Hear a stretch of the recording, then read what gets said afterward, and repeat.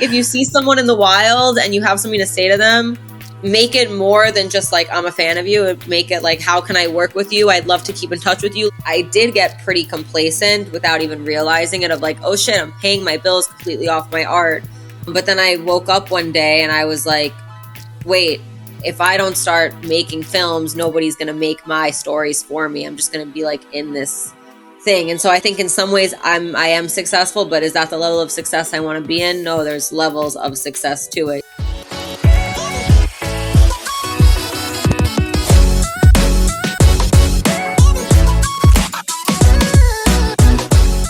Hello, Chris here with another episode of the Make It podcast.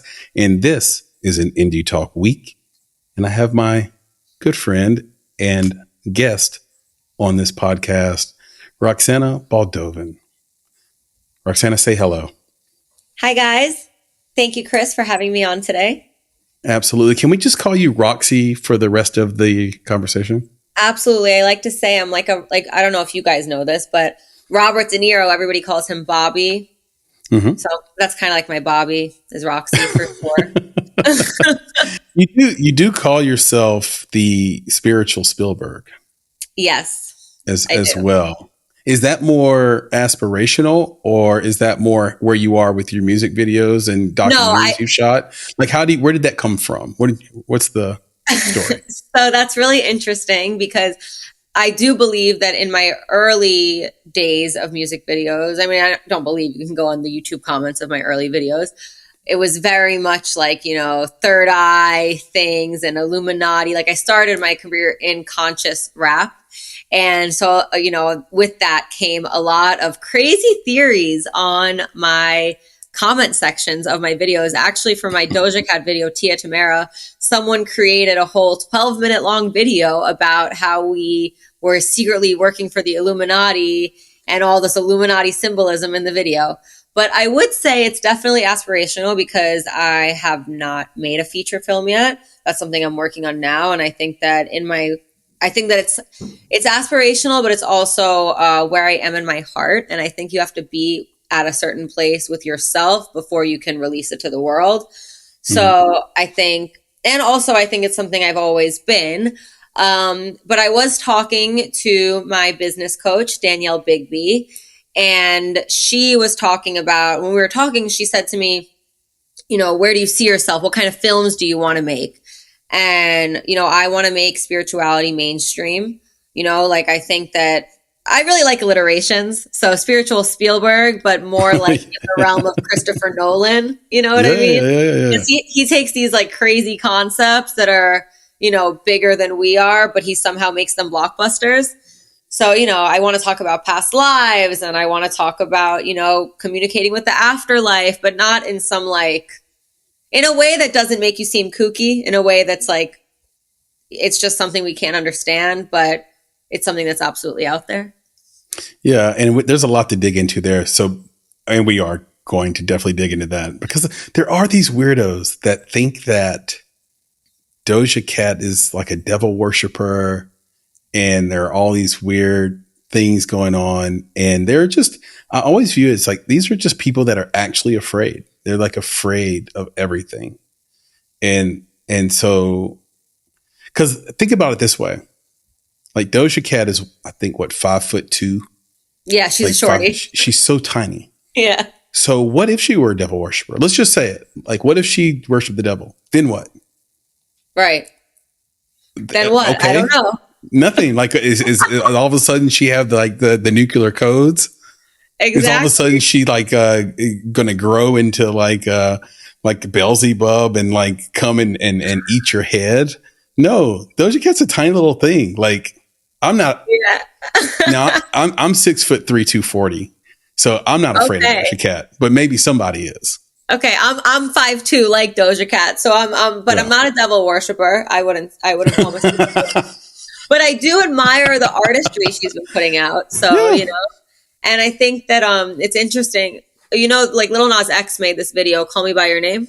Yeah. And that's like one of my favorite recent videos.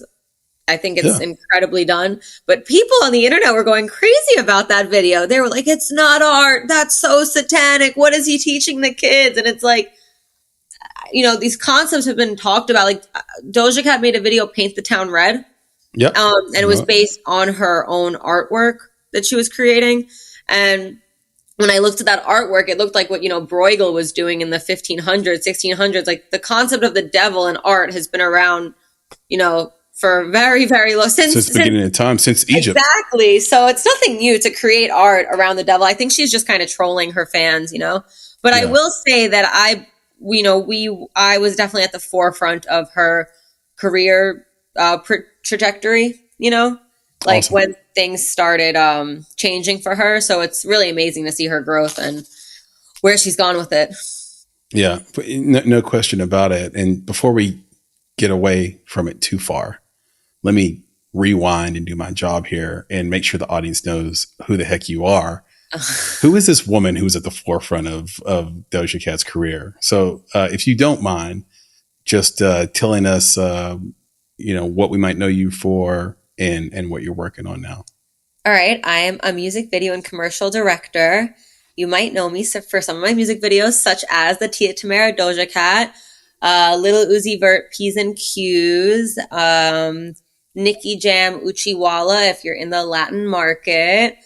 Most recently, I was on Project Greenlight on HBO's show. Issa Rae picked me out of 6,000 women. She chose 10 women to pitch $1 million movie to her, Gina Prince Bythewood, and Kamal Nanjiani for the first time.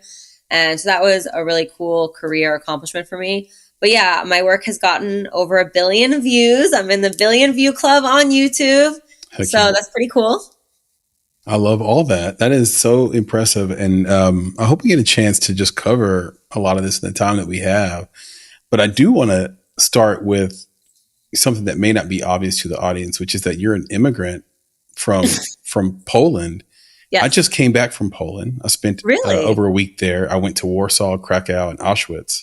Wow. Okay. And yeah. And so it was amazing. First of all, just how nice everybody is. Krakow far exceeded my expectations. I was like, oh my God, people are nice. The nightlife is crazy. Now the Russians own all the strip clubs, but once it hits a certain hour, in downtown Krakow, then it starts to change a little bit. It wasn't bad. It wasn't bad at all, whatsoever. I went, it's weird. I got drunk at an Irish bar in Krakow. So I got drunk at an Irish bar in Poland and, ended up karaokeing Biz Marquee. But, what song? What's that? Just a Friend? Just Friends. Yeah. I know. I could go karaoke with you right now, a cappella on that one. Yeah, exactly. So I had the entire bar just bouncing. That's fire. Yeah. And I barely remember it, but it was, it was a great night and a great city. So talk to us about Poland. Well, that's a loaded question, but I guess. And making it to Brooklyn, I suppose, which is where you're at now, right? Yeah. No, right now I'm in LA, in Hollywood. Oh, you're in LA. You moved to Brooklyn and then moved to LA, right? Well, I was born in Brooklyn. I'm first generation. My mother's an immigrant. Got it. But I did grow up very intertwined in two cultures, and actually I would say 3 to 4 cultures really, because my mom was born in Ukraine, but she grew up in Poland. Oh. And then my dad was Italian, and so but he was real Brooklyn Italian mobster type, So it was there was a lot going on in my household. Yeah. But yeah, Poland is a really interesting place. My parents actually live there now. So I go there a couple times a year, at least once a year, really. It's really interesting being a first generation person, because I feel like everybody has a different relationship to the country of their parents. I speak fluent Polish. I could have said I speak fluent Russian, but at this point I understand fluent Russian, and my Russian is pretty shitty. If I'm being honest, I speak better Spanish than I do Russian now, but I was only half an immigrant. But there's some people that, both their parents are from one place and they don't even speak the language. So, I credit my mom, but I also credit myself, because, I didn't really like being around my family and like not being able to talk to, or like having them like, you know, talk. And then I'm like, I don't know what you're saying. You know, so back to Brooklyn, I grew up in a place called Brighton Beach, which is the largest influx of immigrants from the former Soviet Union. So the USSR broke up in 1991. I was born in 92. And so, you know, a lot of my friends were either like, you know, their parents just came to the States from Georgia, Kazakhstan, Armenia, whatever, in like 1989. Or they came in like 1998, and my friends were like, you know, born there, came when they were younger. And so I grew up around everybody around me, spoke Russian, was like, you know, my boyfriend came to my neighborhood like 2 months ago. He was like, this looks like 1980s in Yugoslavia. So I really grew up in like, I grew up in Russia, basically. I mean, now it's like not so crazy too, because it's like my mother's from Ukraine. But, you know, like I speak Russian because the conflict of Ukraine and Russia, it's like that culture was erased. You know what I mean? Like that, like the culture of Ukrainian, like it's really interesting talking about this 1991 thing, because kids that were born over there and lived there from 1991 onwards, they speak Ukrainian. There's more nationalism there. Whereas anyone that moved to Brooklyn or moved anywhere, but I talk about where I'm from because we're all still very much like, you go back there and nothing's changed. I mean, now it's more like Uzbeki and Turkish, but like it's still of that part of the world, you know? Right. But like I went to Georgia in 2017 and I was so excited to like speak Russian. They don't speak Russian. They speak better English. They speak Georgian over there, you know? So it's really interesting. Like I think the politics of that part of the world is really complex, and it's such a diverse part of the world where people hear the word Russian and they think like white and blonde, and it's like, no, Russia's 75% in Asia. So, you know, it's like, my culture is a very interesting thing in my life. Also because my mother grew up in Poland because the Jews were exiled from Ukraine. And then they were exiled from Poland to America, which is why I was born in New York. Yeah. People don't really talk about that. They think like, you know, the war ended in 1945, but it didn't, you know. So that's my long-winded story and my thing. I thought that I shut off my iPhone. Sorry about that. No, it's all good. And you make a really great point as well about just the area and the diversity of the area. Like half the people speak Russian, there's people who speak Ukrainian, everybody speaks English, which kind of speaks to America's hegemony and sort of power. You know, half of my family lives in Fischbach, Germany. So my mom's black, my dad's German, he's born in Germany. Is your mom American? Yeah. American black. Yeah. Mm-hmm. And he was adopted because he was in the Kinderheim. This was like right after World War II. My Oma in Germany like couldn't afford to have 2 children because she already had one. None of the men stayed around. Like my grandfather was like a French mercenary, like crazy guy. Apparently, I don't even know that. Like we had similar dads, I guess, or your dad, my grandfather, I should say. Right. In terms, you know what I mean? You know what I'm saying? What's the Kinderheim? Oh, it's an orphanage. Okay, that makes sense. Yeah, so orphanage was adopted from there, brought to the United States, and they changed his name to an American name, like, you know, so he's born, you know, Ben Ovek. So it's kind of a similar situation. I mean, there's Ashkenazi Jewish there, or just like basically anybody that came from that area and had to flee after the war or during the war. So just understanding, like going over there to visit family and being in those areas, you realize like just about everybody speaks English. Mm-hmm. And if you come over here, like we just don't speak everybody's language. We just don't. Like people would find out that you spoke 4 languages pretty well and just consider you like a savant.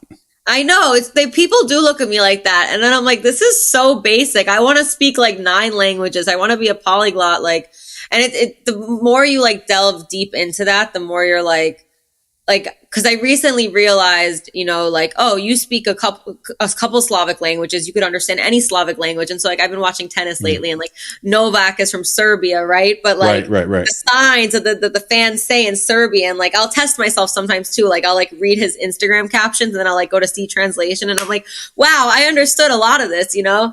And so I just feel like, you know, once you speak 2 languages, you can speak 10 languages. Cause like with Spanish too, it's like I understand Portuguese, I understand Italian. I mean, I wouldn't say I speak those languages, but like, you know, you can get by and like speak back to them in Spanish. And it's the same thing with Polish and Russian. Like I had a whole conversation with this dude. He was speaking Ukrainian and I'm speaking like a mixture of Polish and Russian. And it's like, there's only like a few words that were like, what'd you say?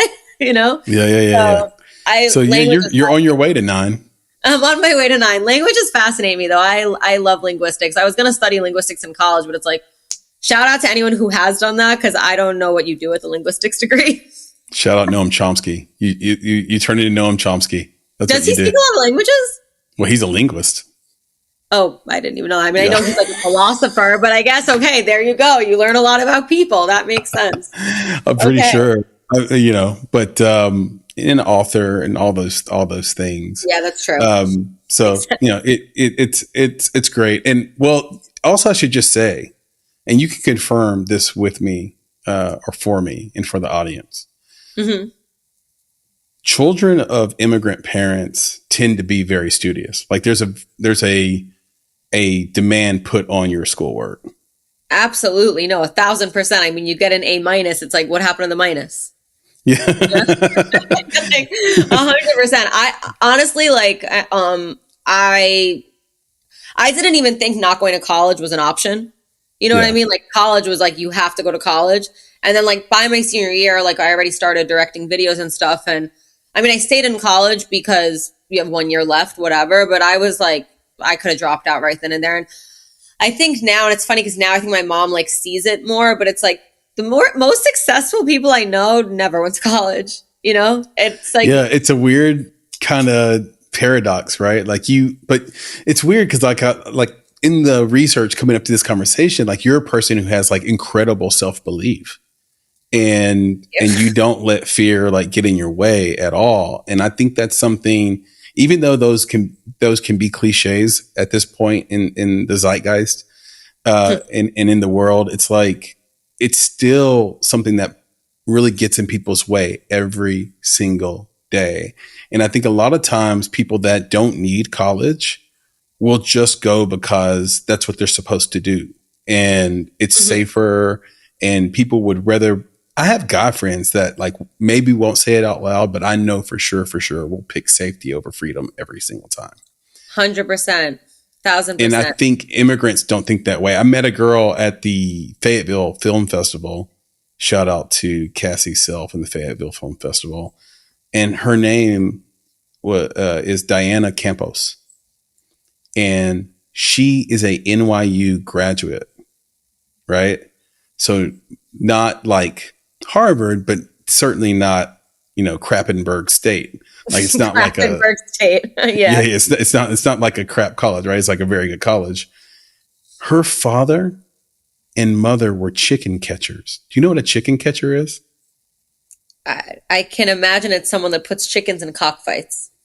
No, that's a good guess though. Okay. These are people who are hired by private companies, taken as illegal immigrants. Oh my Uh, God, not people. yeah, Okay. from one area into another area, and their job, they're basically on the bottom of a hierarchy in the poultry industry. So let's say Walmart is at the top of that hierarchy, right? Right. At the very, very bottom of that poultry hierarchy is a chicken catcher. And their job is basically literally to wrangle wild chickens. And Insane. like and they're all undocumented, they're all illegals. And that was her dad. So how the hell in one generation did she make it to NYU? Like when she was pitching for me. And I was like almost about to cry in the pitch, because not because the pitch was necessarily like the greatest pitch in the world, but it was this idea that like, how the hell are you standing here in front of me? How did you do this? Like, how did you, like, your dad caught chickens. Like, and and illegal, had no access to rights, healthcare, and you made it to NYU and graduated. That's Exactly. on some immigrant child shit right there. 100%. That's like, you know what I mean? Yeah, no, it's like you feel like you owe it to your parents for like bringing you to this country. And like, you know, granted, like with my family, it's like they were forced to come to this country, but Right. either way, you know, I mean, I grew up with my mom always being like, America's the best country in the world. And like, you know, she like, obviously she knows there's some up politics and everything, but like to her, it's like the freedom she was experiencing here, or like the world she was experiencing here coming from a communist regime. It's like, you know, her first year in America, she gained 50 pounds, and like she would hate that I said that, but it's like, it's insane because she had never like seen that amount of bread before, like, you know, like ham and cheese and like all these things, you know, and like it's insane to think about that, you know. And Yeah. it's crazy because, you know, my mom came here in 1969. So like it was like the summer of love, like Jimi Hendrix and all the pot in the world coming Yeah. from communism to that. It's like such a crazy shift, you know, like What a life flip. Kudos to Yeah, your mom. Shout that'll out be to a your film. mom. That'll be a film for sure. Yeah, and we need to get into films. I just wanted to touch on that with you because I mean, how many people like you do I get to actually chat to about this kind of stuff? And just to put a pin in it, it's like, I don't want to be dramatic, but there is a sadness that I get when I think about how many people here take America for granted. Like take the opportunities that the country affords you for granted simply because they don't understand what it's like other places. Exactly. I mean, honestly, I was one of those, you know, and I'm still sometimes like, meh. But at the same time, I recognize a lot that like, I really, cause you know, when you're an immigrant child, you're like, as I said before, you're straddled between two cultures, right? Or like mixed, I consider myself a mixed culture kid. I don't even think I'm a biculture kid, but the point is that it's like, you know, when you have these other cultures, it's like you don't really feel fully American. Like I'd go to college and like they'd make fun of me because I had two pillows on my bed because, you know, Americans have like 16 pillows on their bed. And it's like, what do you have 16 pillows for? You only need two. Yeah. And like little things like that, like they would like make fun of me because like to them I wasn't fully American, right? But then, you know, obviously if I go to Poland, it's like, oh, your accent's so cute, you know? Yeah. And so like I definitely feel like a mixture, but I'm grateful for having those experiences of both because you are able to, you know, weave through and see the different experiences. So, and I feel like you're able to, like, I feel like I relate the most to children of immigrants, honestly. Like it doesn't matter where in the world their families are from, but it's like you said, it's like, oh, immigrant children are more studious, right? And it's like there's like so many little things that are like that you can compare and relate to more with immigrant children than non. Yeah. You know, And so. it's not the same, but your story reminds me of my sister Michelle a lot, where, you know, in high school, the white girls didn't accept her because she's basically the black girl in the group. And we're down here in the South. You know, for those listening that don't know this podcast, I am in beautiful Nashville, Tennessee. I And was just in Nashville. that you come back and you know, you and your boyfriend come through and your mom come through. I'll give you a key to the city. I'll take you around, show you where to go. I love it. Or at least text you and tell you where to eat. You know, that the New York Times or some other magazine didn't tell you to eat it. And then she couldn't hang with the black girls because the black girls thought she was like this light skinned sort of like her hair wasn't right for them. She ended up marrying a Laotian dude. Wow. So, and all of her friend groups were like her main friend group growing up were all Laotians and Korean people. That's so That was the group that would accept her. And my brother-in-law is a Laotian dude. So super cool, by the way. Beautiful babies. I think so. So. I need to probably introduce one of them to you. She has similar aspirations to you. So absolutely. 100%. I want to talk about Project Greenlight because you mentioned that before. Mm-hmm. That's incredible. I think that's a lot of people's dream to be able to audition for that and then be picked. I think there's 6,000 people or more that come out for that and, you know, pitch for that. So can you share what your pitch was and can you give us an update on like where you're at with it right now? Yeah. So, I mean, so basically the way Project Greenlight works is that They pick 10 women, and then it goes down to one. So I was only in one episode. We were, which was still like, that experience took over basically So awesome. all of it. Yeah, it, like honestly, like I've never really won an award before or anything. Like I'm still waiting for that VMA. So, just to be chosen, like I had no connections, no strings, nothing at all. I was the only music video director that was chosen. Everyone else was like a narrative filmmaker of some sort. Mm-hmm. And so, just to be chosen and to go through all of that was definitely like an affirmation of the universe to me. So Project Greenlight used to be a show with Ben Affleck and Matt Damon where they chose 10 directors, but it was always men, mostly white men. So that's why they brought it back, with only women. Issa Rae, Kumail Nanjiani, and Gina. Gina did Love and Basketball, and then she most recently did The Women King. But that experience for me, so it's funny, my audition tape, actually, I did play on, being a world traveler and being an immigrant. I was in Colombia visiting my friends, and because, they kind of just want to get a sense of your personality when you're auditioning. Yeah. And so I made my audition tape. My audition tape was actually still on my Instagram on a reel because I was like, tag Project Greenlight to pick me. But I was in Colombia, and, I was just like, when I'm not working, I like to be traveling the world. And I showed myself in all these different places because my real dream too, you talked earlier about no fear, and it's really interesting because fear f***s you all the time. Like you might think that you don't have fear, and then you're like, oh fuck, wait, there's another thing that's happening. And like limiting self-beliefs are always kind of like in your head, even if the world may not see them. You see people at the top all the time and they're like scared of things. So it's really interesting. But yeah, my dream is really to be like an Anthony Bourdain, like a travel host. And when I was on Project Greenlight, even though I didn't win, I was the girl that had like the most screen time on my episode.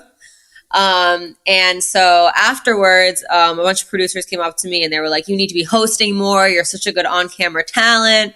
Da da da da da. And I guess like I had known that before, but I wasn't really going after it. Once the directing thing kicked off, I kind of just like went straight with directing and kind of like put everything else aside, which I think is good in some ways because it is important to focus on one thing. But at the same time, it's like, there is an ability to focus on one thing and still be doing other things slowly. And now I'm doing it.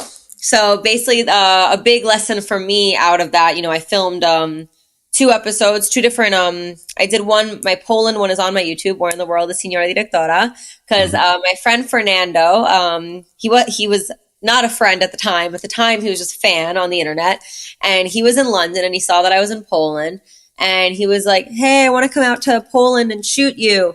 And I was like, okay. And he just wanted to talk about, directing stuff. And I was like, well, if you're coming to Poland, we're making this a travel show. And so that is online. I also I have 5 episodes in Egypt that are coming out soon. So I'm excited about that as well. That's still being edited. Yes, but yeah, I mean, I definitely want to be doing more hosting stuff for sure. The actual process of filming with Project Greenlight was crazy. Because so basically, for 3 days, they locked us in in the hotel at Universal Studios. Yeah, and you're not allowed to leave at all. Oh, wow. You have your lav mic on you at all times, and I don't know if you've seen the Robert Durst murder show on HBO. I have. That was amazing. So you know how they caught him because in the bathroom. Yeah. Literally, I went to the bathroom and they wouldn't let me take my thing off. And I was like, this is how they caught him. Like, that shit is real. Like, that was insane to me. So. Well, people always say that, Roxy, that like, oh, they caught him because they always say they caught him because he had his lav mic on and was confessing in the bathroom while he was taking a piss or whatever. And I looked at that and thought, that is a simple way to put it. But the real trick they pulled, the real David Blaine they pulled on him was that they left that lav mic on all the time. And so it allowed him to forget that it even existed. It's the way that like you go out to the world and you just stop caring that there are cameras on every telephone pole. Absolutely. and you just literally forget that you're being filmed doing everything, right? Mm-hmm. Or like when somebody commits a crime on IG and they just forget that the internet is forever. It's insane. Like, because you're just so used to it. You're just on there all the time and nothing ever comes of anything. And then you do something, right? Like, I think, so that's really how they got him, is they just made it where that microphone was part of his life. Right. And so he walked to the bathroom. Why wouldn't he? When I saw that, I was like, wow, those producers must have been like when they found that clip, they were like, you know, oh, like, I just want an Emmy. literally, like, it's so crazy to think about.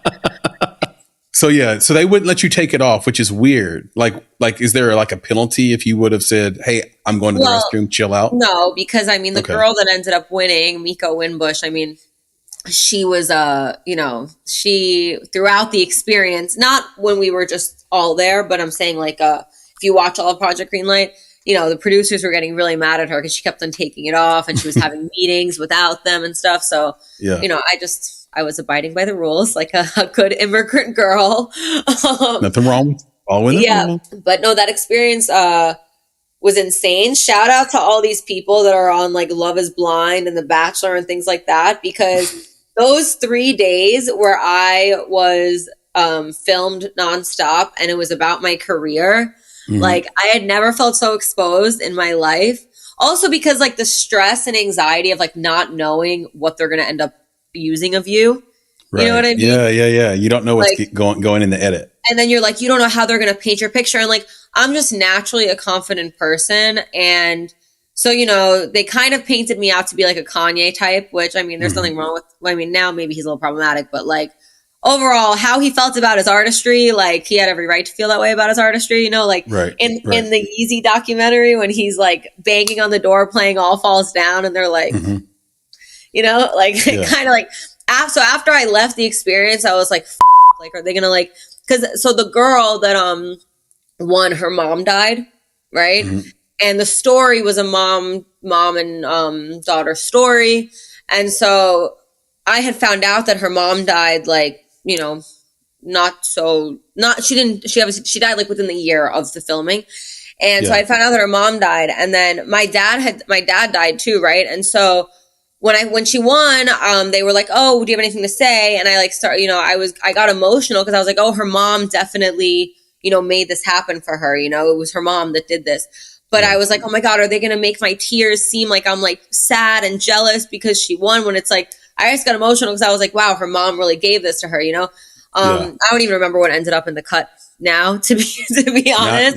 Now everybody has to go watch it. Everybody has to go watch it. And comment below. Yeah. You know, don't meet your heroes. If you're on YouTube. Don't meet your heroes. I don't know if you should use this or not, but I'm going to say it and you tell me what you think. But honestly, like, it was really sad, having what Issa Rae said about me was a little upsetting to me. Because, you know, she was someone that I'm doing a TV show about I'm writing a TV show right now. And, you know, it's loosely based on my life and my experiences and being a music video director and being a woman and all these things.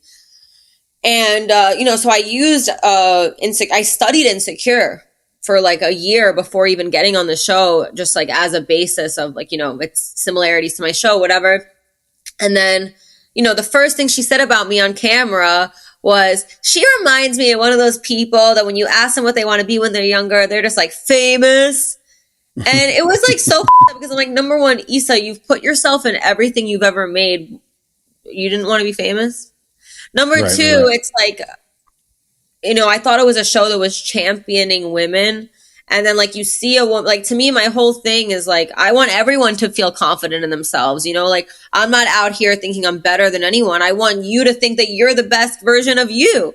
And me being confident in me, I hope that inspires you to be confident in you. But she took my confidence and kind of made it more of like oh, she's so full of herself type thing.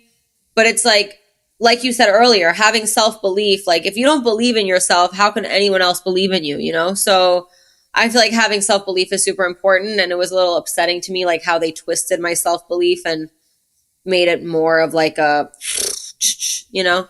Yeah. Like an arrogance thing. Cause I think you can take the most negative angle or POV on who, you are, and say those things, but you could also flip it and say, no, Roxy just has an abundance mindset. Thank you. Exactly. Yeah, like I can win, you can win, she can win. We all can It's an eat. abundant world. Like we all can go do our thing. It's not like, I don't know if you ever saw that movie Funny People with Adam Sandler, Yes, a where while ago. yeah, it's like all those people in the house, had this sort of paranoia and cynicism about their ability to make it. And so that in turn, they all were just kind of undercutting each other and competing with each other to see, because they felt like only one of them can make it. And that's just not really how the world works. Now, what I have seen though, is where you have a lot of people who think that they deserve to have a certain outcome and haven't earned it. So, I have been in that situation where I'm around a group of people and there's somebody who just isn't working every day. They're just not, or don't have good taste.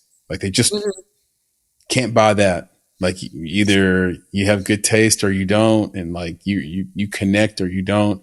We just had Glenn Ginsburg on, who's the president of Q Media. He works with all these, influencers on YouTube to market films, feature films. So he does like these giant feature films and sort of gets influencers like Mr. Beast to talk about them organically in their shows. And he was like, it's a real talent to be able to just get on camera and captivate a million people. Like that's not just a thing everybody can do. And there's a skill to that. And it's so nuanced that you can't go take a course on it.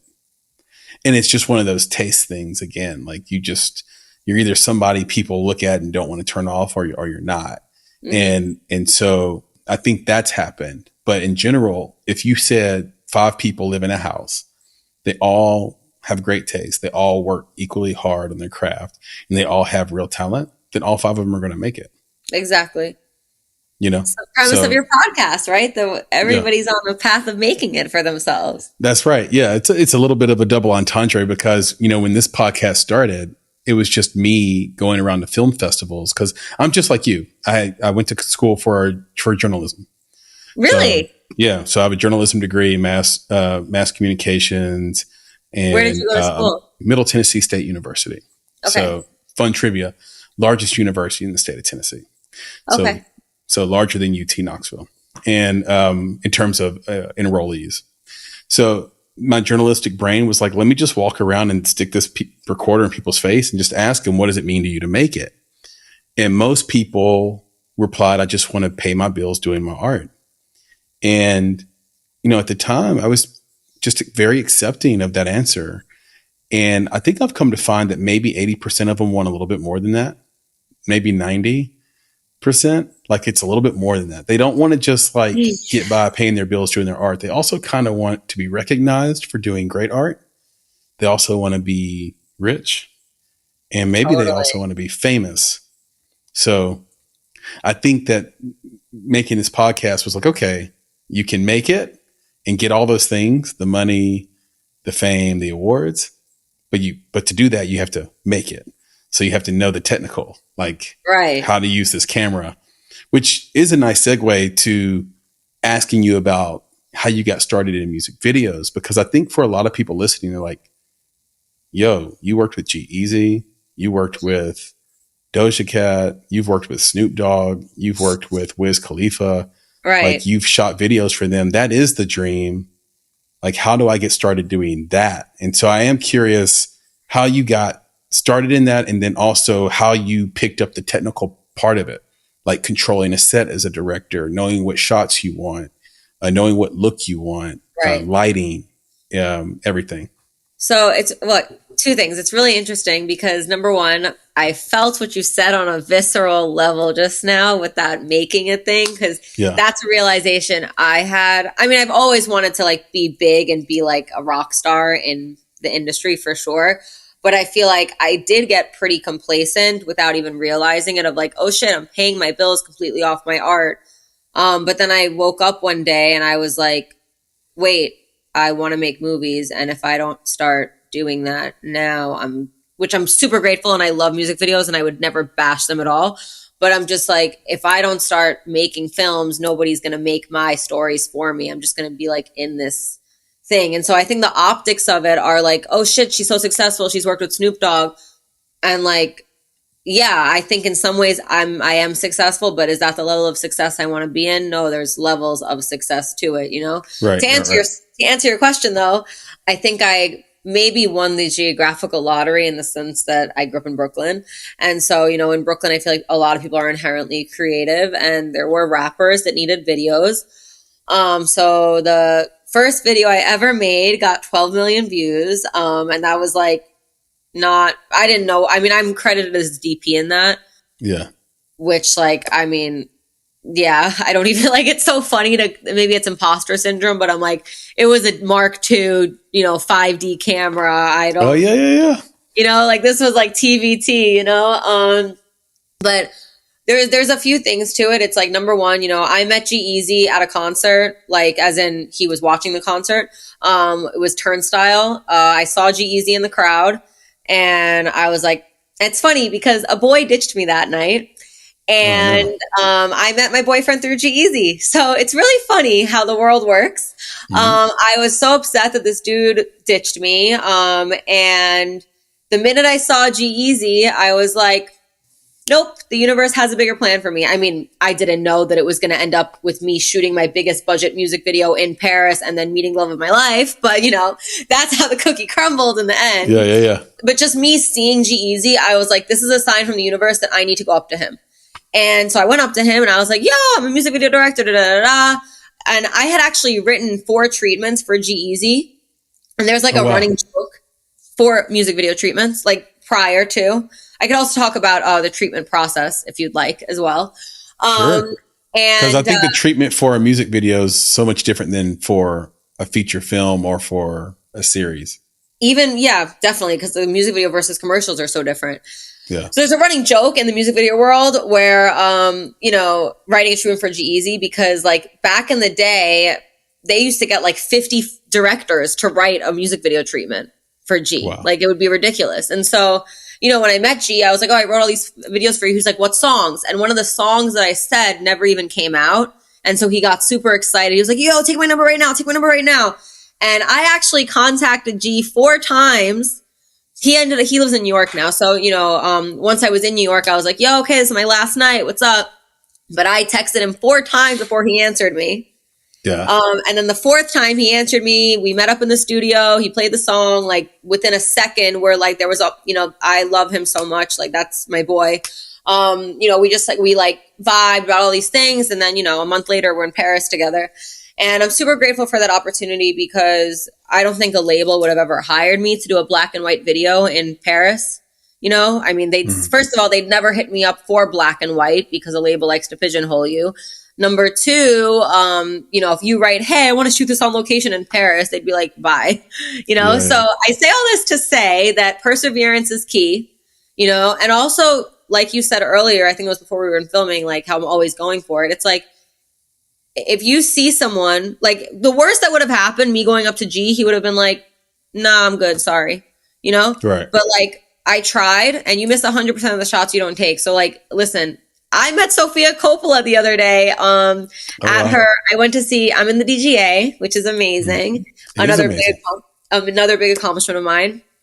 And so they were doing a screening of Priscilla, and I knew right away that I was going to go up to her. And she gave me her email address. We'll see what happens. Fingers crossed.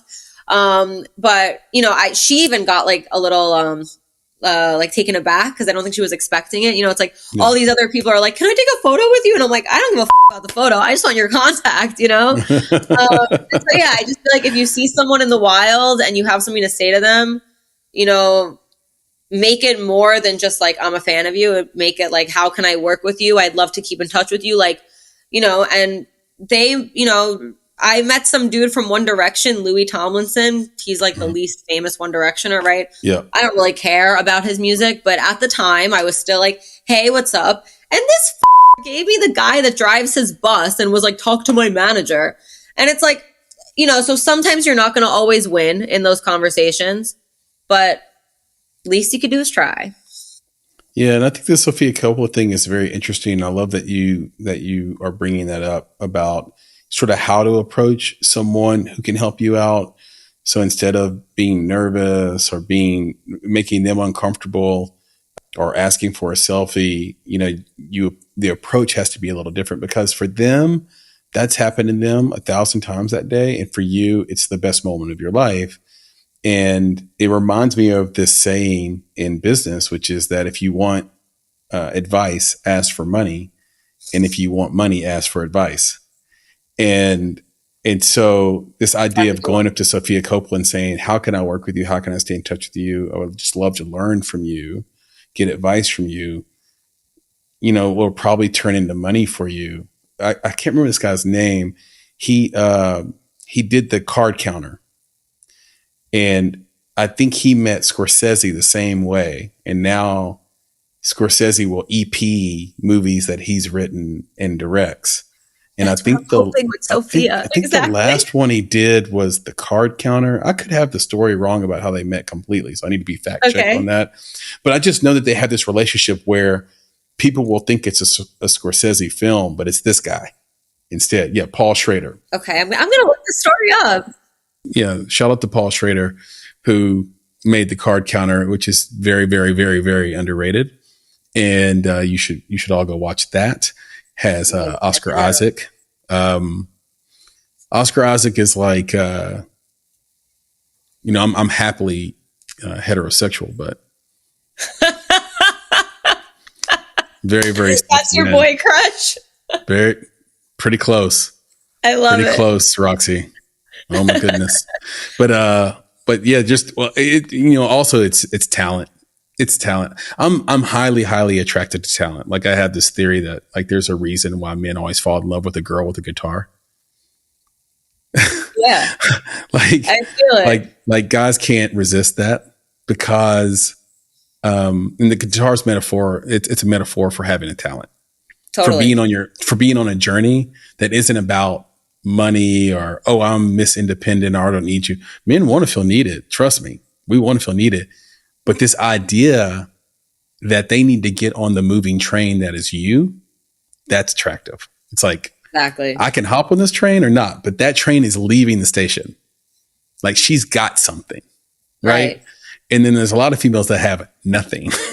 And you're like, this train ain't moving. This train ain't moving. I don't know if I want to hop on this train or not. Yeah. A lot of men like that too. You know what I mean? Oh, you're right. I shouldn't pick sides here. Like that. No, it's fine. It took me a long time to realize that, to be honest. So that's a part of the spiritual Spielberg stuff for me is like also, learning about yourself and like your relationship dynamics and like your traumas and, why you're attracted to the people you're attracted to or why you fall into the cycles you fall into. And it's hard sometimes to like be a successful, talented person because you also want a successful, talented person around you. And I'm not saying as a woman, I'm saying, actually, no, I think that for men, it's less important. I've heard, I don't know. But for a woman, there's some guys that just want their girlfriend at home. Totally. Exactly. Barefoot and pregnant. All the time. That's absolutely. And, actually, I have an organizer, like my as a creative with ADHD, you're not always very organized. And so, my like cleaning, I have my cleaning lady, but he's really a 50-year-old gay man who, he'll come here. And one time he told me, he was like, you need a Mr. Mom. And I was like, I don't want a Mr. Mom. I want to be a power couple. And I found my power couple, so I'm really happy. But for a long time, I did believe that. I was like, fuck, like, am I just destined for that? But don't listen to the naysayers, ladies and gentlemen. Whatever you want is attainable. Yeah, yeah. And there are some women that I think work really well with the Mr. Mom because totally they want to stay in control and of their destiny, of their future, of their direction. And I think Britney Spears had that, right? Like Oh wasn't her yeah. husband like a Mr. Mom? I don't know. I can't Yeah. remember. I hope I'm not. He still is. He I hope has he's like not an oligarch and I just don't know it. But like, no, I don't think he is. I think he was like, you know, playing the background role, letting Britney, you know, dance with the Totally. knives and be Britney, and you know, and then she was like, "No, I'm good," or maybe he was like, "I'm good. I can do better." Oh, you're You know, talking about the new guy, Sam Ashgari or no, whatever. no, I'm talking about the guy she just divorced. Yeah, Sam. Yeah, okay, yeah, that guy. I don't know. He could be an oligarch. I don't know. I could I have a whole podcast about pop culture, to be honest, but Yeah, me. I Well, me that's too. I would just say things that are just completely wrong, but are my opinion. So it would make it even more fun. right. There is a stereotype about music videos, especially hip hop music videos. Yes. Like, how did you learn to control the set so that you actually got something quality out of the shoot? And like, what was the gap between like that very first video shoot Yeah. and the last one you did? It's really interesting because I feel like, yeah, you asked me this earlier. The thing with taking control and directing, I don't want to be that first time director again ever. Like, I think about how stressed out I was and how like I didn't really know what I was doing or where I was going. And like, I feel like the beginning days of directing, you're definitely like a chicken without a head, you know? And like, at least for me, I remember thinking like a director is supposed to scream and a director is supposed to be angry and like da da da da. But it's like, no, I think it's really about putting in your 10,000 hours, and like the more you do it, the more you know how to be calm. I think as a director, honestly, our main job is we're the captain of the ship, right? So we're supposed to be the calm ones. Like let the producer freak out, let your AD freak out. You cannot freak out because if you freak out, the whole thing will be a mess. You know, Yeah. and it took me, I mean, I don't know how long it took me, maybe like a couple of years, I would say, honestly, to like really get that down. I didn't mention this earlier, but I started with my ex-boyfriend. We were directing together.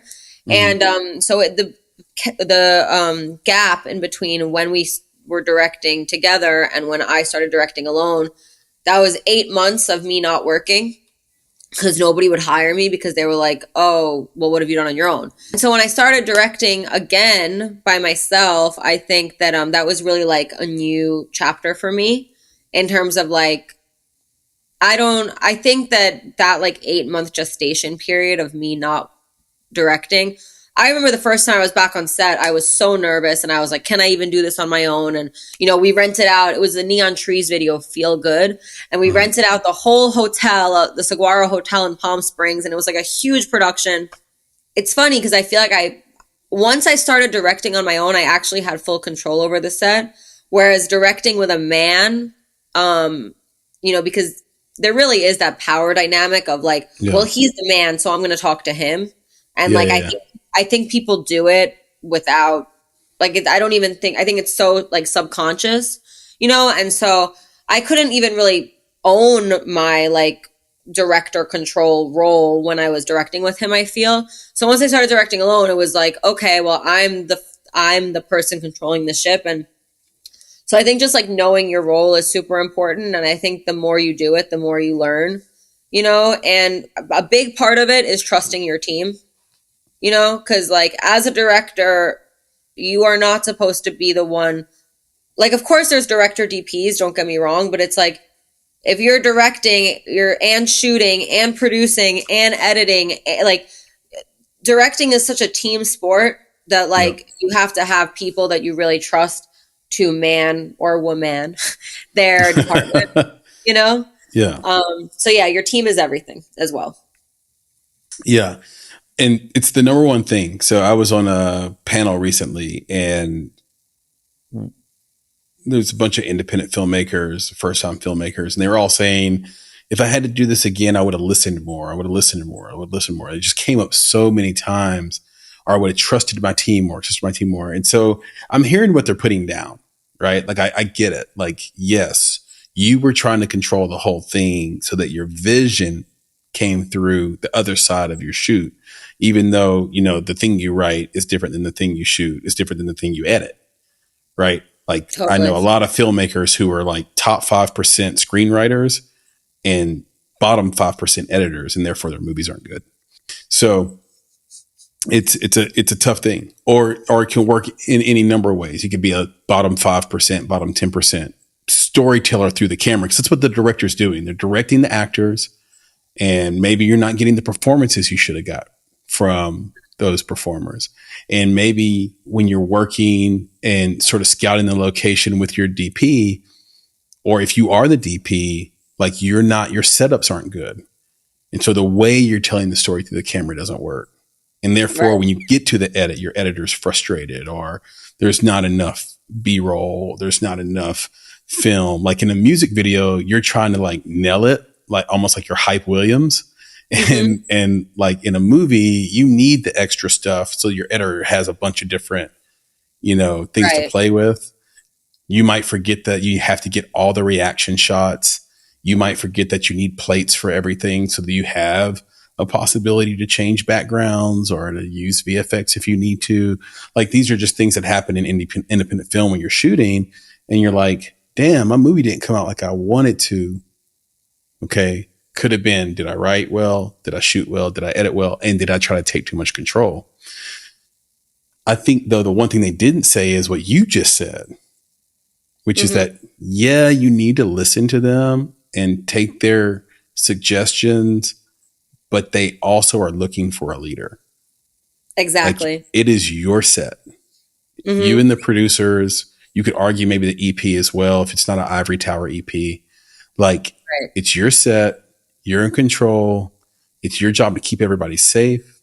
It's your job to make sure that, the intimacy coordinator is there. It's your job to, honestly, to shepherd the film from what you're doing all the way to the end. Like, it's your job to make sure the film is great. Right. And so it's both. It's like, it is a tightrope you have to walk, right? Yeah, I think that I'm really grateful that I started in music videos because and I totally fell into them. It was like not my plan at all. My plan was to do documentaries and work advice and Yeah. You but did a bunch of docs in Central America and South America, right? I did one documentary that I'm working on right now. That was the editing session I was in before this. It's called The Age of Aquarius. Hopefully it will be on the festival. So I'm honestly, realistically, I think it'll be on the festival circuit in 2025. Okay. I shot it in 2012. I let it rest. I came back to it a million times, but then last year I just, invested in it with the editors, and like I have a professional post house working on it now. And I think the story was meant to be told now. So, and I see that all the time. I mean, it's funny. I have such a Fugazi setup going on right now. I have like my ring light is on a bunch of books and my laptop's on a bunch of books. But the book that I'm looking at right now is The Art of Avatar, The Way of Water. James Cameron is my hero. I love him. And shout out to Jim Cameron. He's a goat. Yeah, Jimbo Beam. Anyways, so Avatar, the Land of Pandora, came to him in a dream 25 years before he ended up making the film. And so, I think that that's something to remind yourselves too, is that like film is a long process. And so it's funny because this is something I shot 11 years ago and it wasn't meant to be made then. Like the story actually came 11 years later. Like the original story that I set out to document couldn't have been told without 11 years going by, Yeah. I love the title, by the way, too. And it cashes in your promise to give us alliteration. Oh, you know what I mean? Yes, that too. I thought you were going to say Spiritual Spielberg. Well, also Spiritual Spielberg, but also Age of Aquarius has the alliteration that you love, that you promised us in the beginning. And I think, I love that. And for people who don't know what that reference is, it references the time period between the birth of Jesus and I think 2150. So between the birth of Jesus and 2150 is the Age of Aquarius, which is the water pitcher thing. And like, if you think about like astrology and you see that character that like holds the water, that's the age of Aquarius, I think. Well, that's really interesting because that's or the age of Pisces. Wait, we're in the age of Pisces, right? And then the age of Aquarius is after that. So it's the future. Yeah. Sorry. Yeah. No. It's okay. I'm going to look into what you're talking about because what my documentary is saying is that the age of Aquarius, well, I don't know if it necessarily started on December 21st, 2012, but the end of the Mayan calendar was December 21st, 2012. And Right. so there are historians that say that the age of Pisces ended that day and that the age of Mhm. Aquarius began after. But the ages, these like the age of Aquarius is a 26,000 year period. So like what's 1,000 years, like maybe it did start when Jesus came through. I don't know.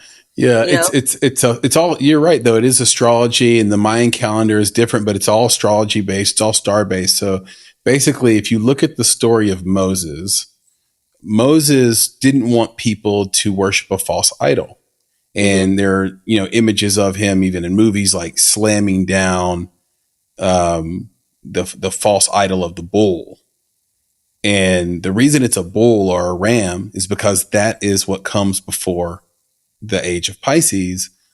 And he was trying to tell his people, Oh, you the are age in of a new Aries. Yeah. age now. You're in a new age. You're in the, and that's why everything is represented by fish, because that's the Yeah. astrological symbol for the age of Pisces is the fish. And that's why we have the Jesus fish. You're And bringing another Moses, element. yeah. So Moses was trying to say, hey, stop worshiping the last age. We're in the new age.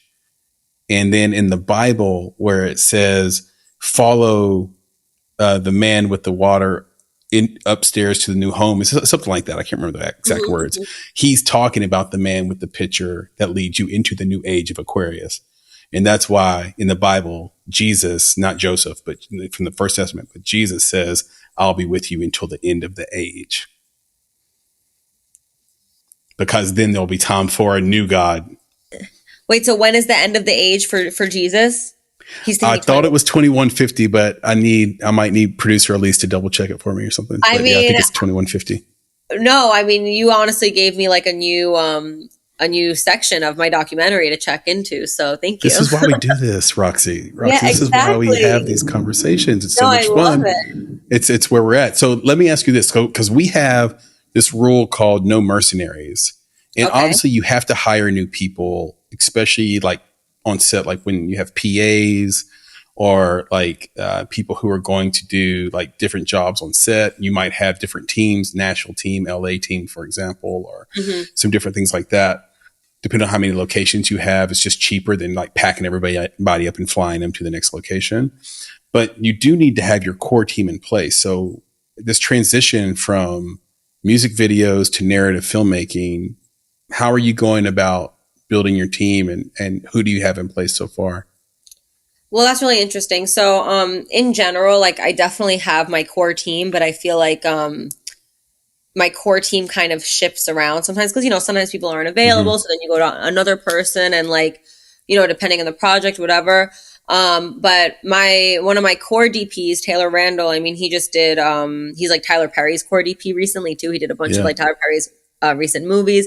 And so he'll definitely be shooting a feature for me. And I'm doing my short film. Ideally, I'm going to be shooting by the end of the year. I'm in Mm. pre-pro. Actually, I'm meeting tomorrow for it, so I'm super excited. My rep for music videos, Missy Galanita, she owns Hound Content. She's going to be helping me EP it. So I think that a lot of us, I mean, some of us don't. It shocks me, but there are many music video commercial people that are like, I hate that world and I love my short form content. Yeah. Yeah. I'm Yeah. not I'm not one of those people, but like I love music videos so much that do I like worry am I going to love shooting narrative as much? Honestly, a little bit, but like I think we can do all of it. Like Francis Lawrence and Spike Jonze are like my like biggest Love Spike Jones. career. Yeah, so Spike Jonze started in music videos. I mean, Yep. skateboarding videos and music videos, but and then yeah, I just his concepts are amazing. And so because they're really heady. Like that's kind of the spiritual Spielberg thing too. It's like really Yeah. heady concepts like that. Anyways, so yeah, a lot of my team will be coming with me, but I think, even within music videos and commercials, like I'm supposed to be shooting this commercial that's more fashion driven, Mm-hmm. and I'm gonna bring on a DP that works in beauty because the way she lights and the way she does things, it's like it's really specific to that. So I think your core team, like depending, it's kind of like I don't know, it's almost like a Ferris wheel because like except that nobody comes off the Ferris wheel. It's Right. just like depending on what the stop is, maybe they're going to come with you, or maybe they're just going to stick around and you keep them in the Rolodex and then you'll like turn back around to them eventually. Right. But yeah, we'll see because I'm really starting this now in terms of like I'm just going for it more than ever now in terms of like I don't want to sleep anymore. Yeah, yeah, And yeah. I know exactly what you mean. a part of that is saying no. So as I was talking about earlier, so even between music videos and commercials, it's so different. Like for a commercial, you're triple bid most of the time. Hmm. So they put you up against two other directors.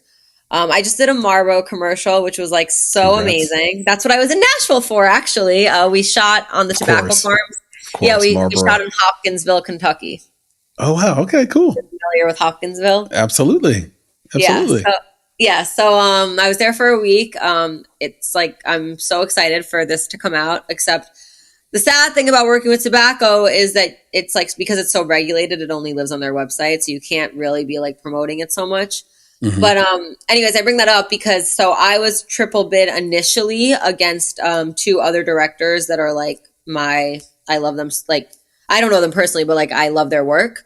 And so when Hmm. they called me and they were like, actually, the other people, it's just you.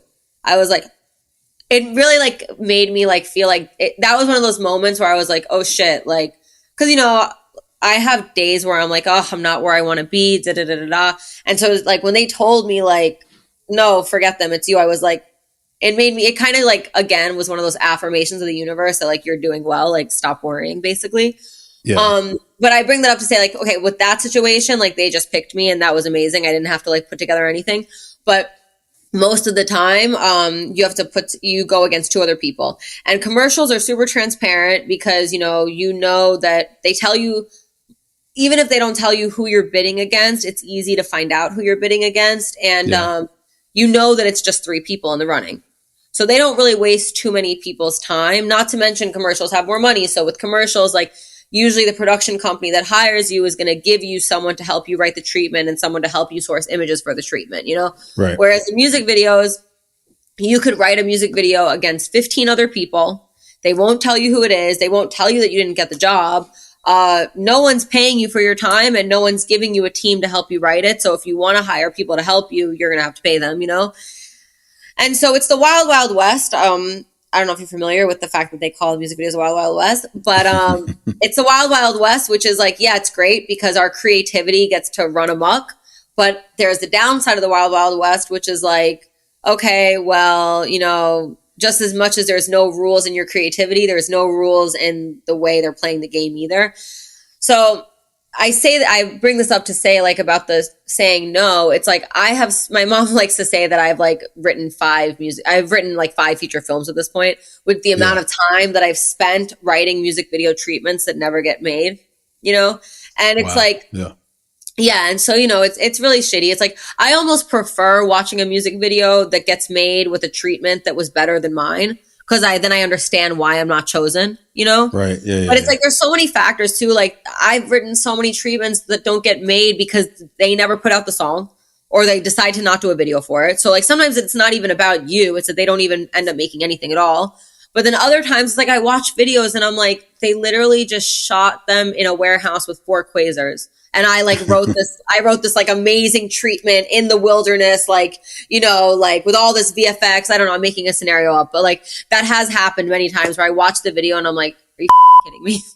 And I hate that. It's just like, why didn't they choose you? And so I think that also to be in music videos specifically, I mean, in anything, but in music videos, it's like you have to be so thick skinned where it's like the amount of rejection you have to face all the time is so crazy. And so this year I've had the power of no, because I think for a long time I've been like, I was very like, hopeful and just like, yeah, yeah, yeah, you never know what any opportunity is going to bring. Yes, yes, yes, yes, yes.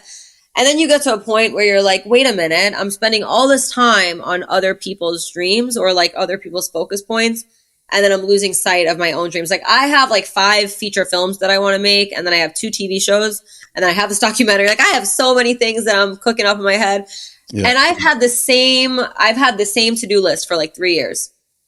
because and that's why this I year can I'm like, relate. thank you. I'm glad that I'm not alone, to be Yeah. honest. And so this year I'm finally like, I'm not letting 2023 go by without, number one, like, thank God I have this documentary. Like, I feel like I'm really finally at a place where like I put some money into it. I'm going to try to get a grant for the rest of it, but like that's on a train. I'm going to make my short film happen. Like, I'm not going into 2024 without doing that, And so it's just all part of the process, Yeah. basically.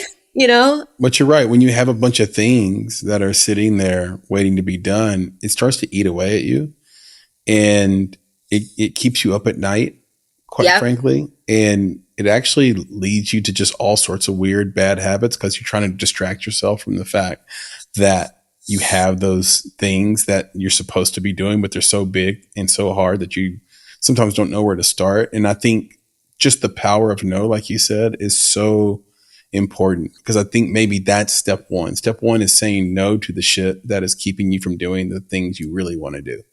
Yep. Yep. You nailed it on the head. It's so true. A little bit of focus in and a little bit of I'm going to wake up every day. It's like tomorrow you wake up and I am Roxy the filmmaker. Exactly. I am Chris the producer. Like what like this is how I wake up in the morning, and I will work with that intentionality throughout the day to make this happen. So Yeah. yeah.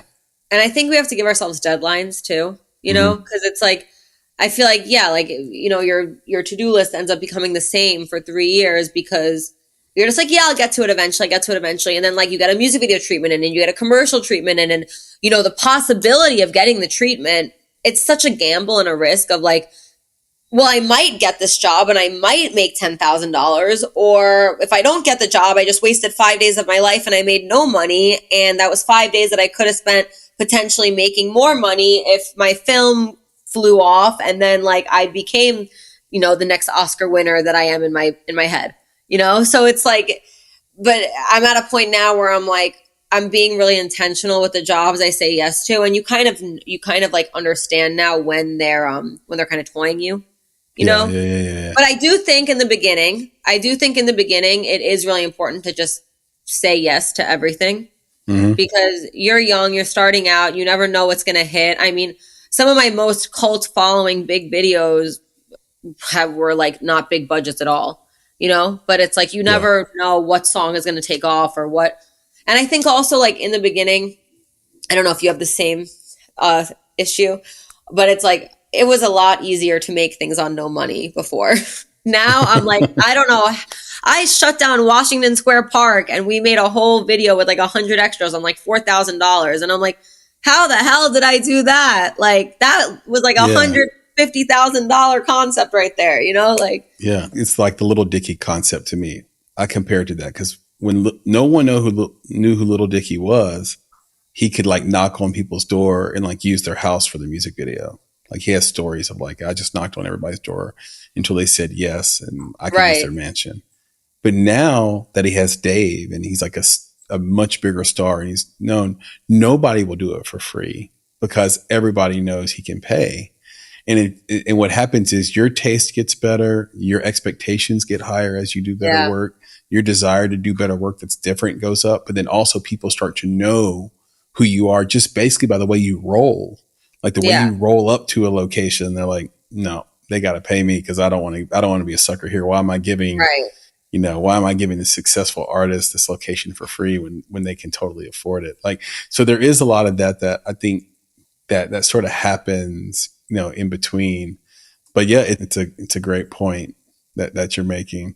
It's like I that love Dave. rawness. Yeah. Your ability to be, Casey Neistat, you know what I mean? Just to roll up with your camera and like shoot what you want to shoot. You Yeah. And always like, want to keep that. But even he is like, now he's Casey. And like people know like he's coming. Like right. it gets strange. It gets difficult. But I will say this, forgive me for asking you this, but you just turned 30, right? You're 30. yeah. Yeah. I'm 31 now, but yes. 30, 31. Yeah. That's what I thought. I'm on the other side of 30 now. The only reason I ask you this is because you have so much wisdom Oh, thank you. and you have so much time to get where you're going. So I know you're going to win. Oh, thank And you. this has just been an incredible conversation. And I just have really enjoyed your energy and enjoyed your input and your willingness to share and be honest and raw. And again, have that wisdom as somebody who is just like 31 years old. So like whole thing is in front of you. Is there anything you want to say to this audience? Is there anything, any advice you want to give them? Is there anything you want to share with them about yourself? Anything they should hear before we Well, wrap this thing up? I guess on the note that you're saying, I struggle with this a lot, and it's like I go because I'm working with 22-year-olds all day long, right? Or like Mm-hmm. these people that are young, and so I struggle with the like thinking that I'm old and like all my time's up, but then I have to tell myself like some days I feel really young, like Yeah. I've been on the feeling young train recently, but I'll have my days. And I think that it's never too late, and we are always as young as our mindset.